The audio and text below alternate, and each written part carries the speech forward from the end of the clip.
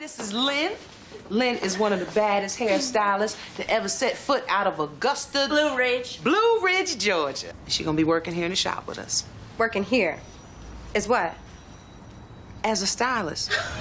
I'll always be a friend, no matter what. Okay? Okay. Like that night up at the lighthouse when we kissed? But seriously, I actually have a way normal life for a teenage girl. I mean, I get up, I brush my teeth, and I pick out my school clothes. They do it over there. Fashion. Fashion. Turn left. Fashion. Turn left. All right, so when you talk to a lot of kids, they say, when I grow up, I want to be. But for you, you were already being that as a child. You were in front of the camera pretty early. Started because I wanted to be an actress. And I went to a modeling place so that I could, I don't know why we thought that would help, but it sort of did. It was like a way in. Then I moved to Los Angeles and started auditioning and doing commercials and movies and all TV shows, The Wonder Years and things like that. I was wondering if I could borrow your bio notes from yesterday? Sure. So you, busy Friday night? Maybe. Maybe not. All of a sudden, every little boy across the country was like, that's my girl. When did you realize that you had a lot of strangers who were in love with you? I was so young. It was all so weird at the time, and it would come very strange ways. I remember being with press people where I would be at a round table and someone from another country would be interviewing and he would say, "What's your bra size?" And I'd say, okay, I don't think that's really appropriate. And then they'd say, "How does it feel to be the sexiest woman alive?" And I'd be like, I'm literally a kid. Shut up. I don't know what's going on. This does not feel right. I heard he hit on you. He gave me his phone number and... Fred Savage. Man, 14. you're sitting there knocking boots in an Aerosmith video and Fred Savage is trying to get busy with you. I don't believe it. So, I think mostly I was just trying to be a kid and not pay attention to a lot of that stuff. Basically, they were clueless. Ew! Get off of me! Ugh, as if. Speaking of clueless, this is when you know you've made such a big impact, because obviously when you have a certain celebrity, people do the things that you do and repeat the things that you say. In Clueless, it even touched our vernacular. People were bugging. Oh my God, I'm totally bugging. People still say bugging, they still say clueless all the time. But that's Amy Heckerling. She has her ear to the street, so she was ahead of it. She'd heard how the kids were talking in school and at Beverly Hills High, and she found all the slang. And then you were in Aerosmith's Crying. The belly button thing. I think you were single-handedly responsible for the piercing of belly buttons around the world. Yeah, I did the Aerosmith videos before I did Clueless, and they were really fun. They were a good time. You're one of those actors who you can do anything, stage, you name it, and you've done everything. You'll do the smaller productions that have more meaning to you. There's certainly the commercial successes as well. What have you been working on recently? Well, I do. I love theater so much. It's one of my greatest joys. American Woman was a show that I was on that I really loved. A liar is the worst thing you can be. A stripper is also bad. And then I did Babysitter's Club. We're here.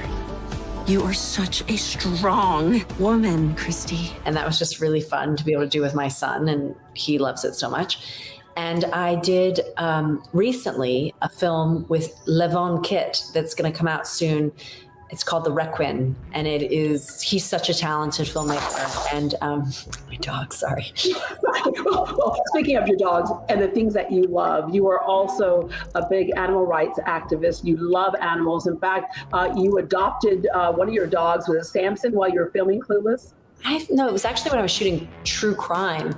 Samson, he's not alive anymore. That was a long time ago. I heard on the walkie-talkie, there's a pit bull on set and we're gonna send him to the pound. And I just thought, well, he's gonna die. So they brought him into my trailer and he just kept putting his paw up on me. And I just, I fell in love with him. What was I supposed to do? Who is that behind you? This one over here is Pinto Bean, and the other one over here is Dixon, and then Tiny. Oh, I left Tiny in his little cage. Tiny was making too much noise and humping everybody, so he had to go into the hospital. Do they realize how dedicated you are to the cause, to the point where you actually did the nude ad for PETA? I did, because I never got naked in any of my films, but it was right to do it for that. It was right, and to use the kind thing to do, right? And speaking of kind, The Kind Life is your blog that talks about healthy, green, eco-friendly living. It's that thing that so many of us want to get back to, but we're kind of clueless on how to do that. And so that's what you share with us. Yes, I love having The Kind Life, my website, a place where I can talk about all things that are important and that I'm passionate about.